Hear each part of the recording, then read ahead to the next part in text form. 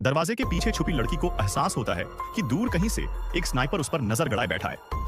वह तुरंत एक तरकीब अपनाती है। झाड़ू के सिरे पर एक शीशा बांधकर उसे धीरे धीरे बाहर की तरफ बढ़ाती है। गोली चलती है और शीशा चकनाचूर हो जाता है। लेकिन लड़की इतनी आसानी से हार मानने वाली नहीं थी।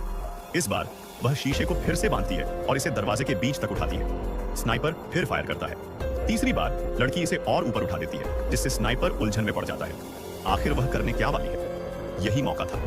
लड़की ने समझ लिया कि स्नाइपर की एक ब्लाइंड स्पॉट, अंधी जगह है दरवाजे के सबसे ऊपरी हिस्से में। वह तेजी से एक और रखे फ्रिज की तरफ रेंगती है। अनुभवी स्नाइपर को कुछ अजीब लगने लगता है, लेकिन अब बहुत देर हो चुकी थी। लड़की फ्रिज पर चढ़ जाती है, सांस रोककर छलांग लगाने को तैयार होती है। तभी उसकी नजर नीचे पड़े सोफे पर जाती है। जैसे ही वह उसे उठाती है, चौंक जाती है। सोफे के नीचे एक पुरानी स्नाइपर राइफल छुपी हुई थी। वक्त कम था, उसने तुरंत बंदूक उठाई। इस खेल में अब बस एक ही नियम था, जो तेज और सटीक होगा वही जिंदा रहेगा। बिना स्कोप देखे उसने सीधा फायर कर दिया। लेकिन सवाल यह है, आखिर लड़की को निशाना क्यों बनाया गया था? दरवाजे के पीछे छुपी लड़की को एहसास होता है कि दूर कहीं से एक स्नाइपर उस पर नजर गड़ाए बैठा है। वह तुरंत एक तरकीब अपनाती है। झाड़ू के सिरे पर एक शीशा बांधकर उसे धीरे धीरे बाहर की तरफ बढ़ाती है। गोली चलती है और शीशा चकनाचूर हो जाता है। लेकिन लड़की इतनी आसानी से हार मानने वाली नहीं थी।